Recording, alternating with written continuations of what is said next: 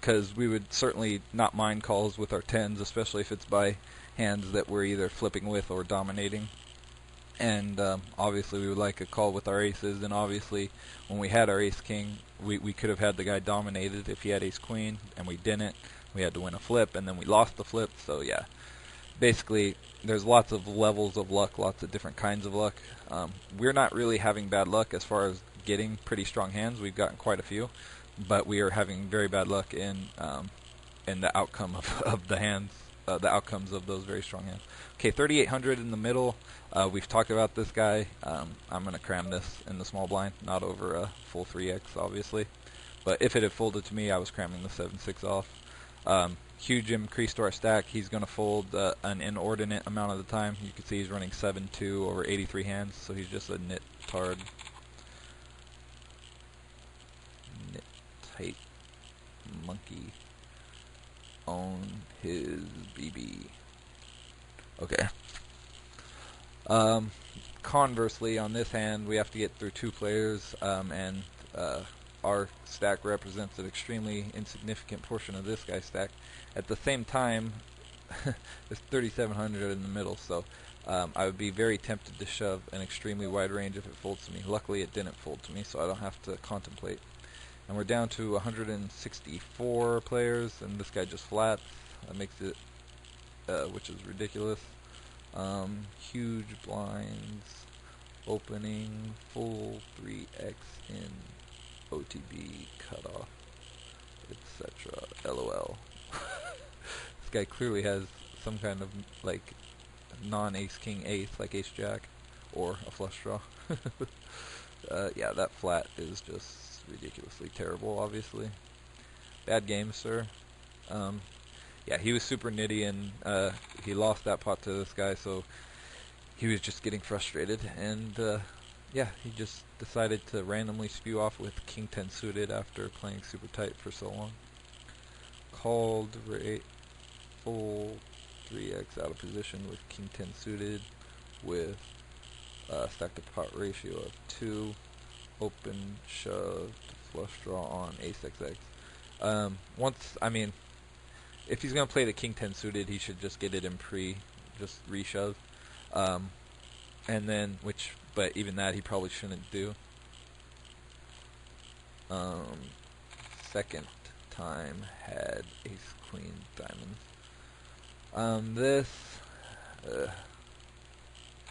Okay, and he's still opening full 3x. So this guy's obviously terrible as well. We'll get. If it had folded to me, I would have again been quite tempted to shove, especially with the suited connector, and only like 10 big blinds, and only having to get through not that many people.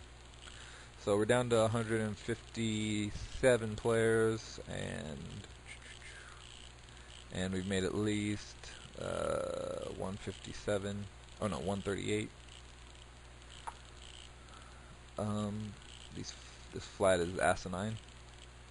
Probably. I mean, I guess they're both fairly deep stacked, but this guy's like opening full 3x an absurd amount. Always opens full 3x. Bad. That's bad.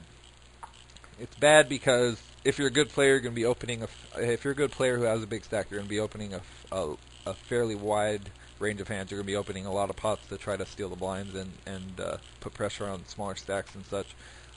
So opening full 3x, it just spews away money, and sometimes it will get you committed in spots where you aren't committed and you don't need to be committed. So it's kind of a mistake, I think, almost always when the stacks are shallow. His stacks are somewhat deep, but when most of the stacks are pretty shallow, which they are, then I don't like opening the size he did. Unless this guy was on a draw, I don't see him folding anything at this point, like if he had 8s or something.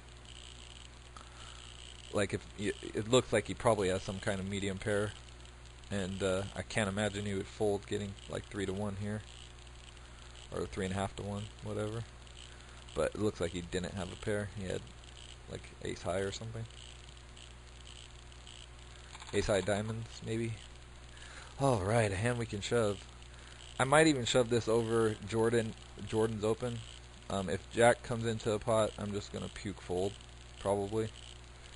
just because he's been ridiculously tight. Okay, so that's the best case scenario, is we're the first one in. Obviously, huge pickup to our stack if we get all folds. If we don't get all folds, we'll probably have to win a flip or suck out on someone. But that's obvious insta ship here. And we're down to 151 players, so I've made at least 144 on my buy-in.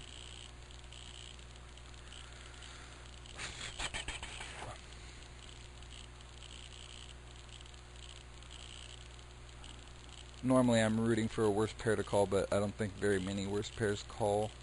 But, I mean, hopefully they do. Hopefully he's got fives. Pretty unlikely. But really, we're just hoping he's got ace-king or something, which he does. So we're 55%. Now we're still a slight favorite. Oh, God, that's a terrible card. Oh, that's a sick whiff. Sick whiff. Ship it. Wow, that's a sick brick right there. Ace, king, jack, diamond. Wow. Sick fade. Sick fade. Now we're all the way back in it again. So sixes, I misplayed once, and then they redeemed me this time. If I hadn't misplayed them that time, who knows where we'd be? I could have a monstrous stack. Looks like Banneris, who is a really good player, is first in chips.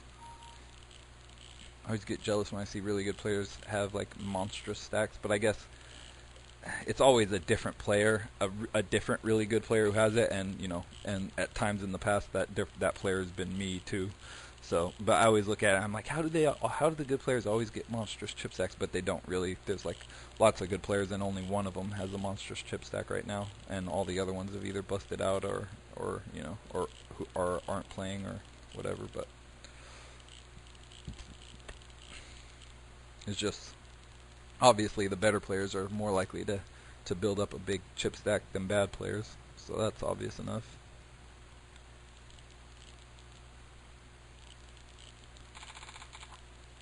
We got a good reshove stack. Normally, like if it folds here to jack the king and he crams, like against any competent player, ace 5 off is pretty close to a call. Oh wow, and this guy has even less than 10 big blinds. What's he have, like 7 or something?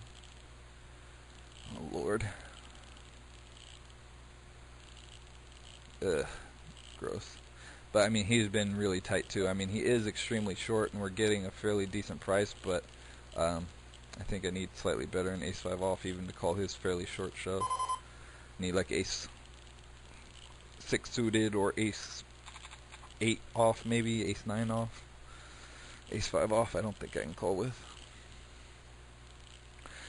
If he was more like if he was more loose, then that becomes closer to a call there, depending on how loose he is. But obviously, sometimes you're folding the best hand, because sometimes he'll be shoving like Jack 10 suited type hands and stuff. But considering the fact that you don't dominate much, but you're dominated a fair amount of the time, I think it's a fold.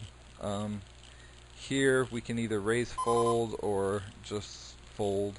I'm going to raise fold just because I don't raise that much from this spot. I give lots of walks, so I'm going to mix it up basically. And I probably should open more from the small blind than I do. I'm always somewhat justifiably concerned about getting reshoved on. But then at the same time, you can't be too worried about it. If it happens, it happens. But you still have to take your shots at picking up the blinds when you can. And then here we'll be folding again. So we're down to 147 players. So I'm going to triple my buy-in. Nice.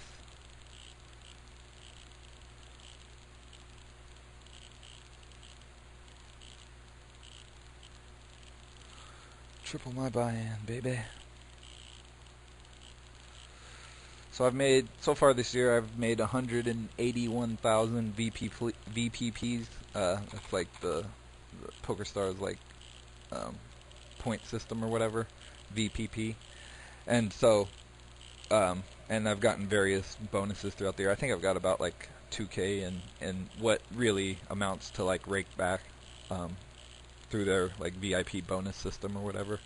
I guess a lot more than that if you include like all the all of the hyper turbo satellites I've played. I'm going to open this. I'm going to raise fold. Okay, let's get by one more. We'll obviously be folding this to a shove. It's a really good stack size for him to reshove light, but he's not going to be reshoving light enough that we can raise call queen jack, obviously. And we take it down. That's good. And also at this level, I just don't expect people to be really good at reshoving appropriately and stuff. Now this guy's only got 7 big blinds, and this guy's only got 7, but he's stupid tight. But ideally, this guy crams here. There's like 5K in the middle. He should be cramming like ridiculously wide, and we can just get it in when it gets around to us. If it folds to us, we're just going to open. If this guy crams, we'll puke. Okay. Now we'll just open again and see. Most likely not folding to a reshove. Certainly not folding to tops as reshove, obviously. He's only got like 8 big blinds. And probably not even folding to 80 Hurons. Especially since we've been showing tendencies towards loosen. We've opened 2 of the last 3 pots. So I think he'd reshove. Yeah, I think he would do this with a very wide range of hands. So we're just going to get it in. I'm going to tank. It's weird that he didn't just reshove though, but maybe he's not very good. So I'm just going to shove.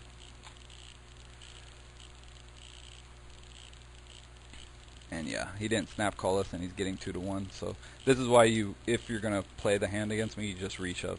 The stacks, it's a 19x. You give yourself a chance to suck out. Like if he's got like ace 8 suited or something, then and now he had to fold, getting 3-1.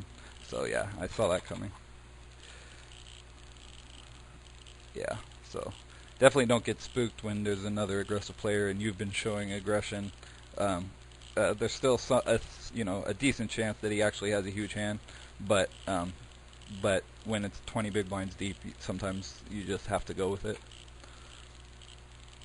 And then if you happen to have a read that he's ridiculously tight or something, then you can fold the 9s maybe, but not in that situation.